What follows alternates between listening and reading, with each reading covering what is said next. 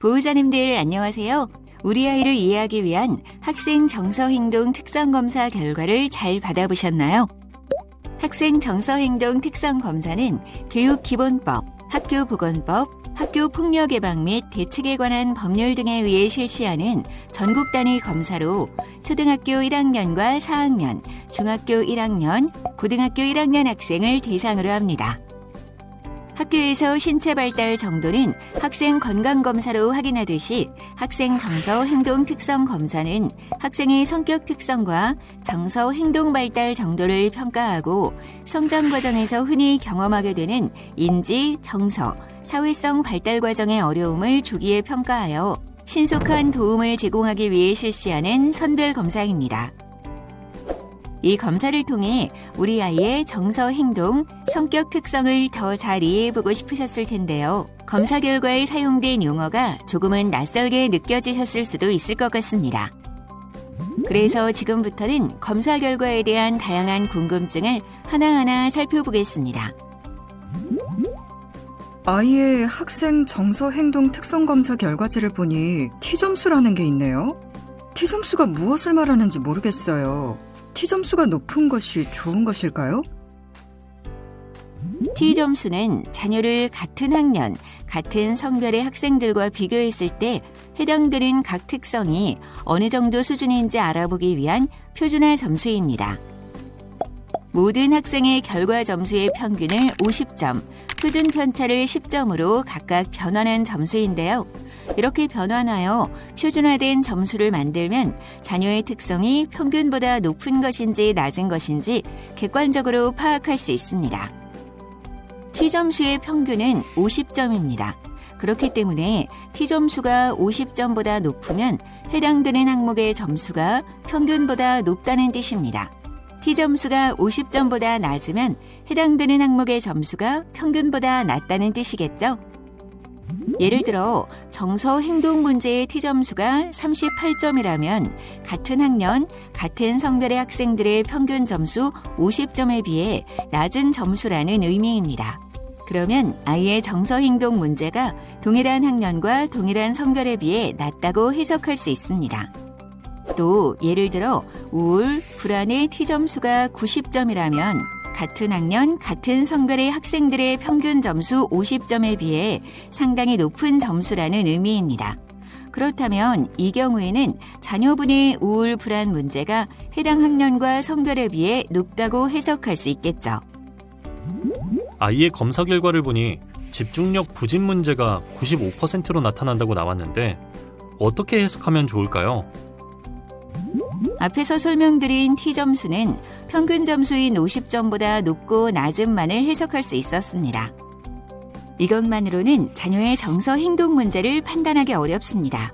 그래서 함께 봐주셔야 되는 점수가 백분위수입니다. 백분위수는 어떤 분야의 점수를 0부터 100까지의 구간으로 환산한 점수입니다. 백분위수는 같은 학년, 같은 성별의 전체 학생을 100명으로 가정할 때 현재 아이의 순위를 나타냅니다. 통상적으로 백분위 93에서 97% 사이는 가벼운 문제, 백분위 97에서 100% 사이는 심한 문제로 해석할 수 있습니다. 질문하신 집중력 부진의 백분위수 95%는 전체 학생을 100명으로 봤을 때 자녀의 집중력 부진 문제가 상위 5명 안에 들어간다는 의미입니다. 검사 결과에는 정상권이지만 다른 항목들보다 불안이 다소 높다는 결과가 나왔습니다. 불안이 높은 아이에게 부모가 어떠한 도움을 줄 수 있을까요? 정서 행동 문제가 정상 범위에 속하더라도 일부 학생은 불안 점수가 높게 나올 수도 있습니다. 만약 불안으로 인해 자녀가 일상생활에 지장을 초래할 정도가 아니라면 주의 깊은 관심을 갖고 지켜볼 필요가 있으며 일상생활에 지장을 초래할 정도라면 전문기관에 방문하여 심층 평가를 받으시고 그에 따른 개입을 받을 수 있도록 권해드립니다. 안녕하세요. 초등학교 저학년 보호자입니다. 오늘 아이가 관심군이라는 결과를 통보받았는데 평소에 아이에 대해 너무 모르고 있던 것이 아니었을까 당황스럽고 걱정됩니다.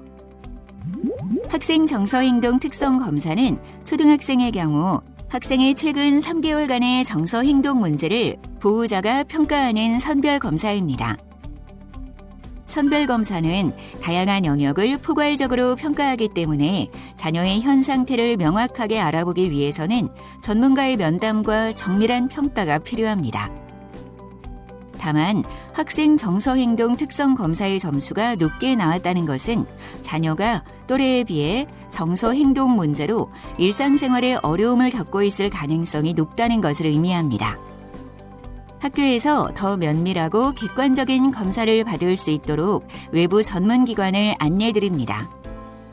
자녀의 마음을 파악해 볼 수 있도록 위센터, 청소년 상담복지센터, 정신건강복지센터, 병의원 등 전문기관에서 심층검사를 받으시기를 권장드립니다. 우리 아이가 학교에서 학교폭력과 관련해서 선생님과 상담을 하였다고 합니다. 우리 아이는 학교폭력을 한 적도 당한 적도 없어요. 검사 결과가 잘못된 것은 아닐까요? 학생 정서행동 특성 검사는 학교폭력과 관련된 2개의 문항이 있습니다. 지난 한 달 다른 아이로부터 따돌림이나 무시를 당하여 힘들다와 지난 한 달간 다른 아이로부터 놀림이나 괴롭힘을 당하여 힘들다는 문항입니다. 부모님이나 본인이 응답한 문항의 합산 점수가 초등학생은 1점 이상, 중고등학생은 2점 이상인 경우 학교에는 학교폭력 피해 확인이라고 전달됩니다. 학교에서는 면담을 통해 자녀가 친구들 간의 문제는 없는지, 학교폭력의 문제는 없는지 여부를 확인하고 보호자가 지속적인 관심을 갖도록 안내하고 있습니다. 따라서 담임 선생님과 소통하시며 자녀를 주의 깊게 관찰하시기를 바랍니다. 학교에서도 학생 면담에서 학교폭력이 의심되거나 확인될 경우 생활지도 담당 선생님이 폭력의 정도를 확인하고 추가 조치가 필요한 경우 관련 법과 규정에 따라 절차를 진행합니다. 보호자님께서도 자녀의 학교폭력 문제 해결에 많은 관심을 기울여 주시기 바랍니다. 학생 정서행동 특성검사 결과지에서 아이가 자살위험군이라는 결과를 받았습니다. 너무 걱정이 되는데 어떻게 해야 할지 모르겠습니다. 자살위험군이라는 이야기를 듣고 많이 걱정되셨죠? 학생 정서행동 특성검사에서 자살위험군을 측정하는 문항은 총 3가지입니다. 지난 3개월간 나는 죽고 싶다는 생각이 든다. 지난 3개월간 나는 구체적으로 자살 계획을 세운 적이 있다. 지금까지 나는 한 번이라도 심각하게 자살을 시도한 적이 있다입니다. 이 중 1번과 2번 문항의 합산 점수가 2점 이상이거나 3번 문항에 예로 답변하면 자살 위험군으로 분류됩니다. 그러나 이 3가지 문항만으로 자녀의 마음 상태를 충분히 파악할 수 없습니다. 다만 자녀가 현재 일상생활에서 스트레스나 고민이 있다는 것을 의미할 수 있습니다. 학교에서 보다 충분히 학생을 살펴보기 위해 면담을 진행하고 학생의 자살 위험성을 좀 더 심도 있게 파악하기 위해 전문 기관을 연계해 드릴 예정입니다. 보호자님들께서도 아이가 현재 스트레스 상황을 극복해 나갈 수 있도록 지속적인 관심과 협조 부탁드립니다. 학생 정서 행동 특성 검사를 진행한 이후에 학교에서 다른 학생이나 선생님들이 검사 결과를 알게 될까봐 걱정입니다. 학생 정서행동 특성검사의 결과는 민감한 개인정보이기 때문에 담임교사나 검사 담당 교사 등 업무 담당 교직원만 결과 내용을 파악합니다. 검사 결과는 학생을 이해하고 지도하는 데 한정하여 활용하며 검사 결과 원시 자료는 검사를 실시한 그해의 7월에 파기됩니다. 지금까지 학생 정서행동 특성검사 결과 해석에 대한 궁금점을 알아보았습니다. 평소 자녀에 대해 염려하고 있던 부분이 검사 결과에서 확인이 되셨나요? 학생 정서행동 특성검사를 통해 자녀를 이해하고 필요한 도움을 받으실 수 있는 기회가 되셨으면 합니다.